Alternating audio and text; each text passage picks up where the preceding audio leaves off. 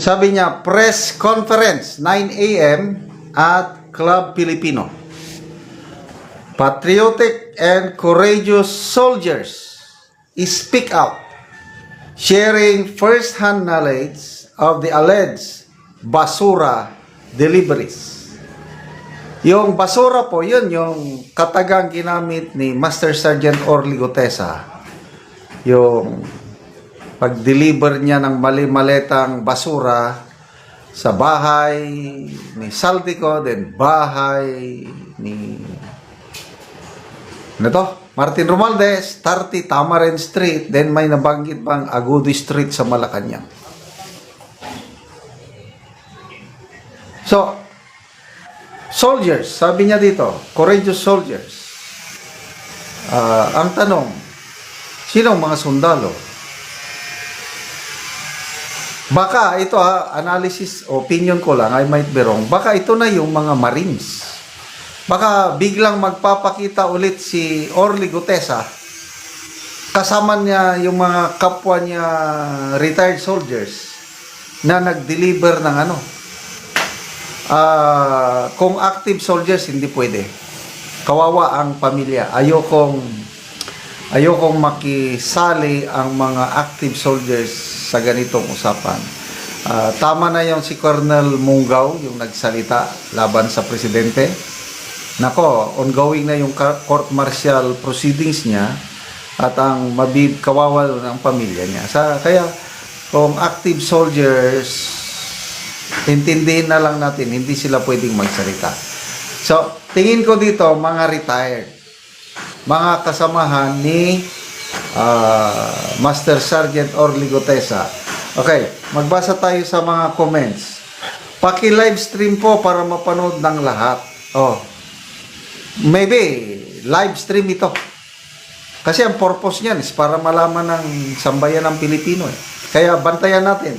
9:33 na, wala pa. So, hinihintay. Siguro, hindi exactly 9 a.m. Basta, mayroong pasabog na mangyayari ngayong araw. Mga sundalo, mga retired siguro, pasabog tungkol sa delivery ng mga mali-malitang basura. Sir, link please. Asan yung live? Start na ba? So, wala pang link. Bantayan nyo na lang. The 18 ex-marine, sana lumabas na. Yun din ang sabi ni Sean Ken Yu. Ito yung tropa ni Master Sergeant Orly Gutesa. Diba sabi niya noon, may mga kasamahan pa ako.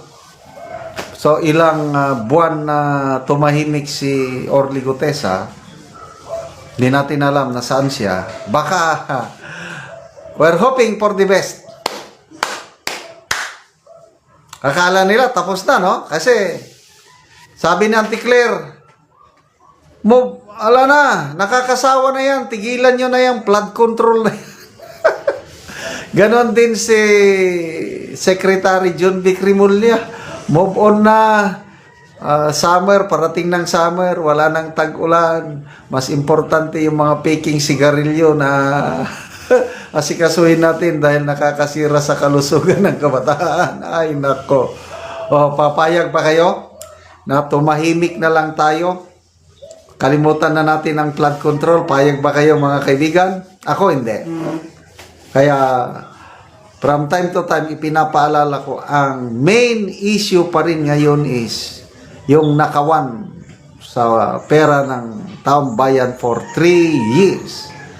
1.4 trillion pesos ang in question. So, imbestiga ko wala namang nangyari sa investigasyon. Nasaan na yung ICI report na nire-review pa daw ni Pangulo.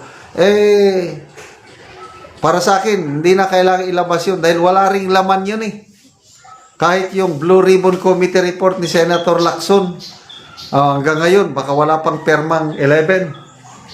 Kaya hindi nila matalakay sa plenary sa Senado. Wala na rin akong aasahan sa Blue Ribbon Committee report na yan dahil agree ako sa sinasabi ni Congressman Erese na there is cover up. May pinagtatakpan. So, aasa na lang tayo sa 2028. Kasi, kung narinig nyo yung pahayag ni VP Sara, yung nire-recruit niyang Vice President, pag manalo sila sa 2028, yun ang magpapatuloy sa investigasyon. Yun ang magpapakulong sa mga nasasangkot. Kaya, tama si Congressman Toby Chanco. Sabi niya, kung makakalusot si Martin Romualdez ngayong 2028, ngayong Marcos administration, at kung manalo si Sara Duterte sa 2028, sigurado ako, hindi siya makakalusot. Ibig sabihin, habulin siya ng taong bayan. Wait, of course, nandyan ang ating presidenteng Sara Duterte. Kaya, konting tiis na lang mga kaibigan. Ako, wala na akong inaasahan yung makukulong ng mga big fish. Baka magde-December na lang, wala pang mga big fish na makulong. Kaya tumahimik na sila. Wala na yung yabang. Una kong narinig yan na magde-December, magpapasko sila sa kulungan. Una kong narinig yan kay Secretary Vince Dizon. Hello, Secretary Dizon, nasaan na yung mga pangako niyong ipakulong? Wala naman lagi. Nasaan ang big fish? Dilis lang ang inyong napakulong. So, kayo, Ombudsman Rimulya, Presidente, wala talagang hanggang salita lang kayo. Kaya kami, hindi na kami umaasa na hanggang Sara Diskaya, ex-Senator Revilla, yun lang. Nasaan na si Saldico? Yun sana, kung mahuli nila si Saldico, pwede na yun sana, big fish. Kaya lang, tinatawanan sila si Saldico dahil hindi nila alam kung nasaan. Kaya nga ang Department of Foreign Affairs nagpapatulong na sa mga OFWs na i-report daw kung makita nyo si Saldico. Bahala na kayo mga kababayan nating OFWs kung tutulong ba kayo o hindi. Anong mangyayari kay Martin Romualdez pag nanalo si VP Sara? Ito, pakinggan nyo. Ang galing. Walang kawala si Romualdez kapag nanalo si VP Sara. Gusto nyong maparusahan si Martin Romualdez? Di, ipanalo natin si VP Sara. Ganun lang yun kasimple. Ito ang mariing pahayag ni Toby Chanco, kinatawan ng Navotas City, kaugnay ng pagdideklara ni VP Sara Duterte ng kanyang pagtakbo sa pagkapangulo at sa kontrobersyal na fourth impeachment complaint na inihain ng diretso ng liderato ng Lakas CMD. Ayon kay Chanco, hindi raw maaring ihiwalay ang naturang reklamo sa impluwensya ng liderato ng partido, lalo na kay Martin Romualdez, dating speaker ng Kamara at kasalukuyang pinuno ng Lakas CMD. Sabi niya, tignan natin, ito ang sabi ni Congressman Chanco, tignan natin yung fourth complaint.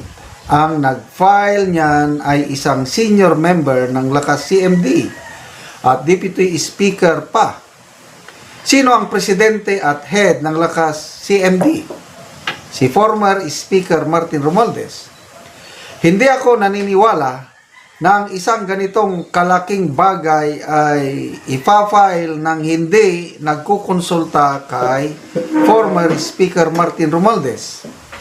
Ang tingin ko pa nga dyan ay siya, o si Martin, ang may gustong ma-file niyan. Okay. Ipinapahiwatig ng pahayag na maaring may basbas umano ng liderato ang paghahain ng reklamo. Isang aligasyon nagpalakas sa usapin ng political na impluensya sa proseso ng impeachment. Dagdag pa ni Chanco, naniniwala siya na ito ang dahilan kung bakit desidido ang liderato na mapatalsik ang ikalawang Pangulo upang makaiwas umano sa pananagutan matapos ang administrasyong Marcos Jr.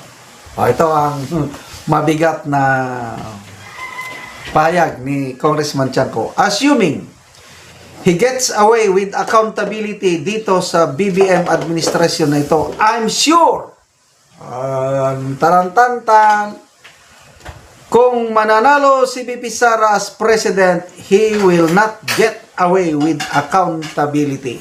Sigurado, lagot siya, pananagutin siya noon. What? Agree kayo mga kaibigan? Kung naghahanap kayo ng hustisya, mapanagot ang mga nanloko sa atin, nanglustay sa ating sa kaban ng bayan,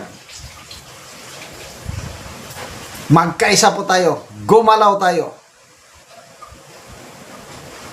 suportahan natin BP Sara 2028. At ito ang advantage, yung maagang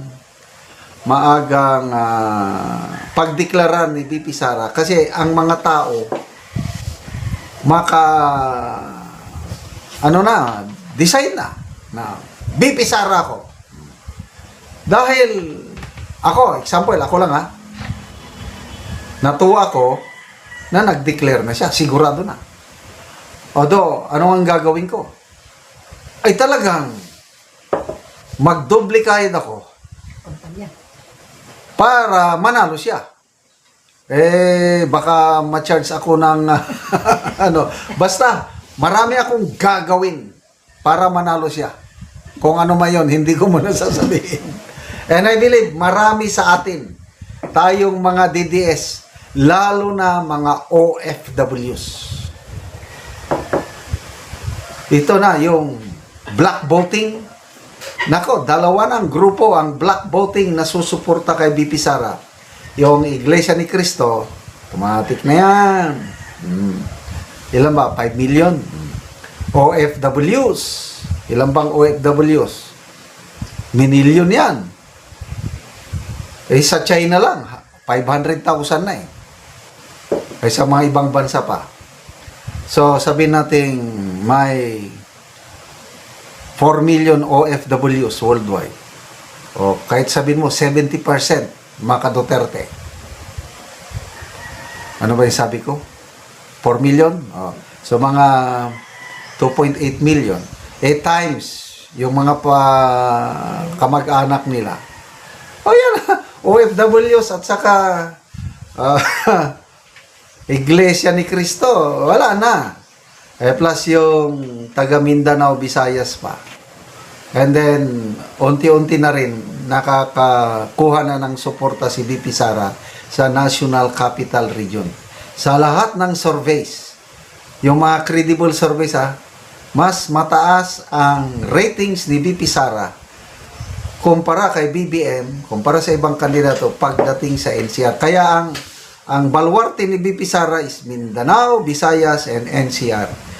Mas malakas lang ng kaunti ang presidente sa balance o entire Luzon. Kasi expected taga dyan siya.